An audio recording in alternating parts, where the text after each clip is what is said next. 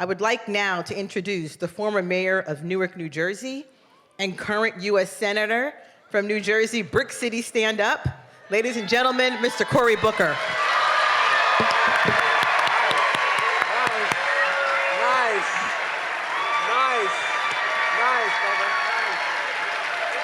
All right. All right. I am so excited. I got that Kamala Harris kind of excitement.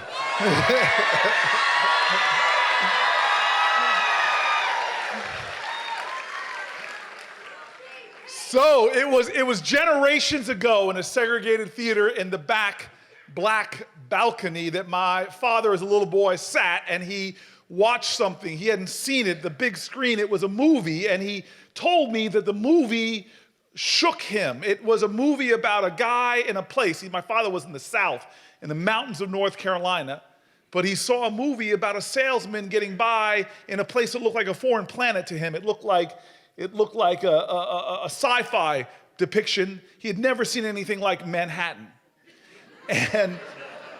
And what he would tell me is the power of film. That little boy, his eyes a wide wonder when that screen came on and the curtain went up. He couldn't believe it, and it planted a seed in him. He said, film, movies, they expand you. They connect you, they deepen you, they ignite your moral imagination, challenge you to dream more daring dreams. And my father said that he then went to college because the people in the church put together money, sent him down to North Carolina Central. Then he graduated from college and moved to Washington, D.C. when they were not hiring black people in corporations. But thanks to the Urban League and other great black organizations, he was IBM's first black salesman, all of the Virginia, D.C. area, and then he got promoted. He was in the top 5% of their global salesmen, and he got promoted to Manhattan.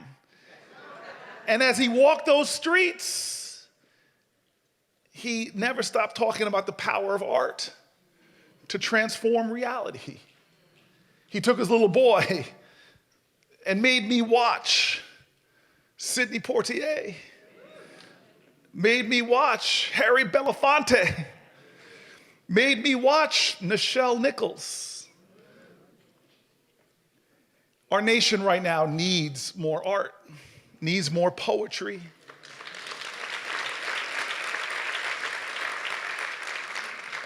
It needs more truth that can often only be told by those who tell stories.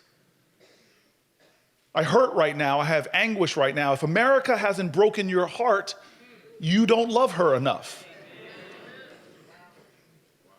We live in this nation that, as Brian Stevenson says, you get treated better in our criminal justice system if you're rich and guilty than if you're poor and innocent.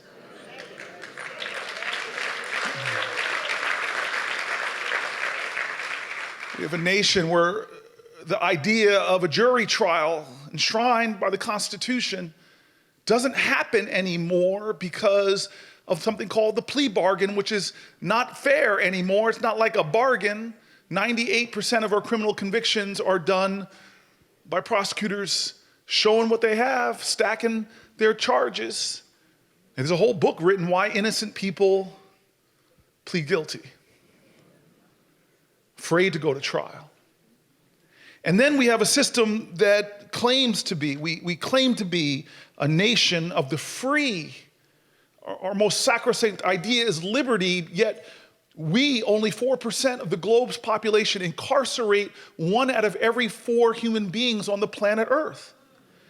And we incarcerate women at even more astonishing rates. 1 out of every 3 incarcerated women on the planet Earth are in the United States of America.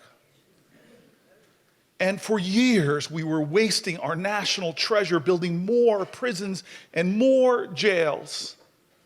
It's one of the biggest infrastructure investments we did in the 1990s and early 2000s, building more prisons and more jails, locking up more people until its height about 10 years ago when there were more African Americans under criminal supervision, prison, jail, parole, than all the slaves in 1865.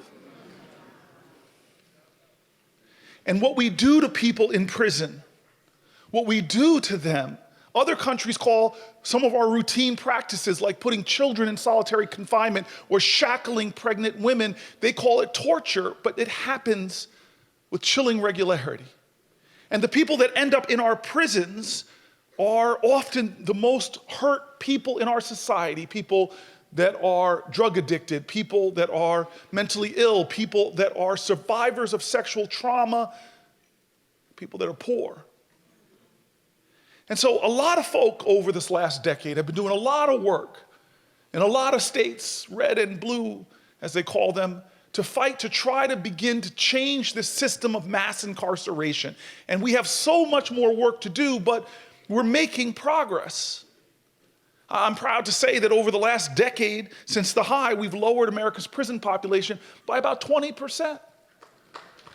I'm proud to say that 10 years ago, when I walked into the United States Senate, there were more black men incarcerated than in college campuses. But just this past year, there are now more black men on college campuses than in our prisons.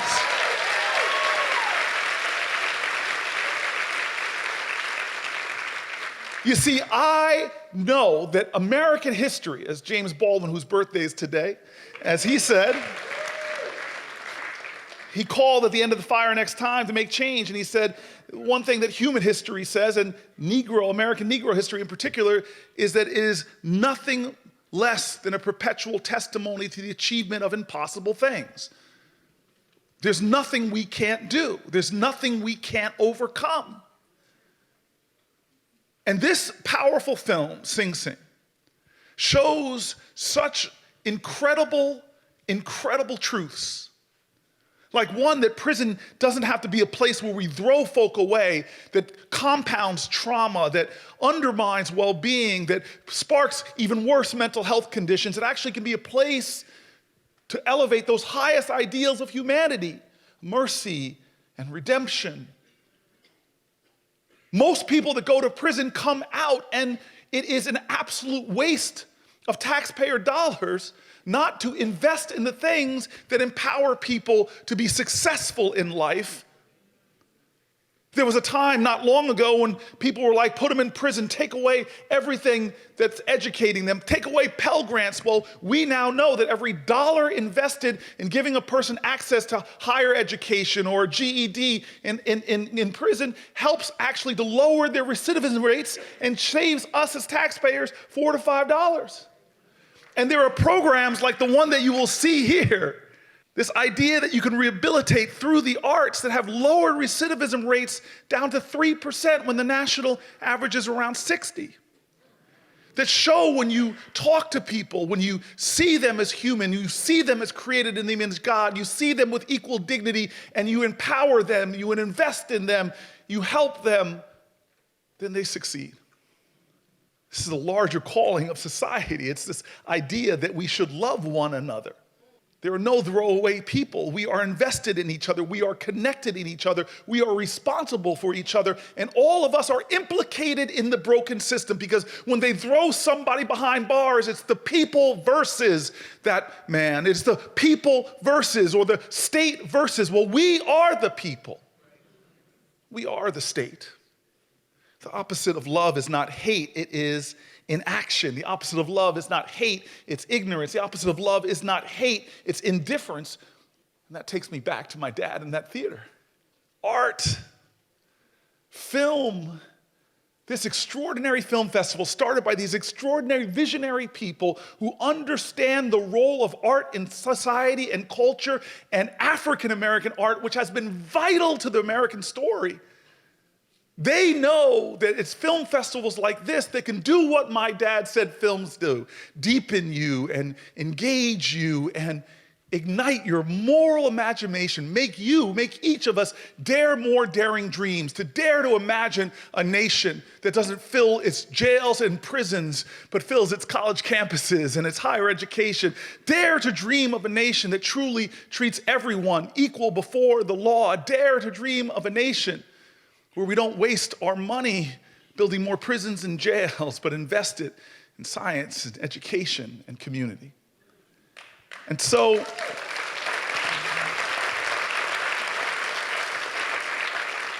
I'll finish with this and then get out of the way and pass this baton to the last leg. The arts are vital. The arts are vital. The arts are vital. Film is vital. If the American story is going to have a happy ending, then the arts are essential.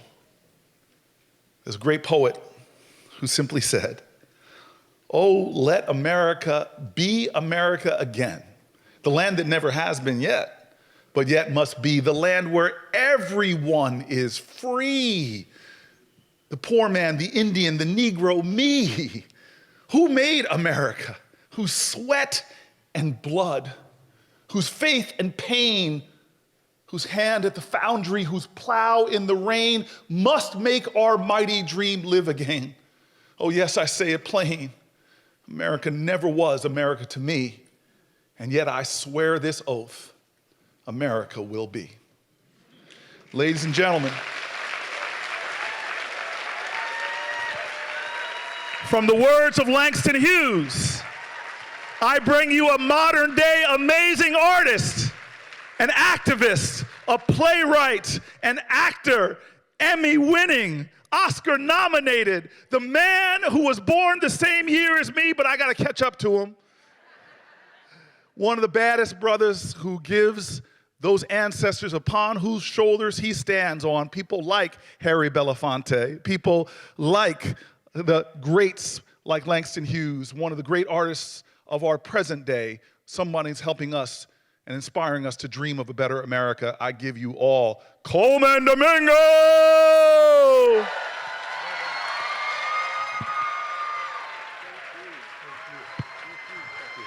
Thank you. Hello. Hi. Oh.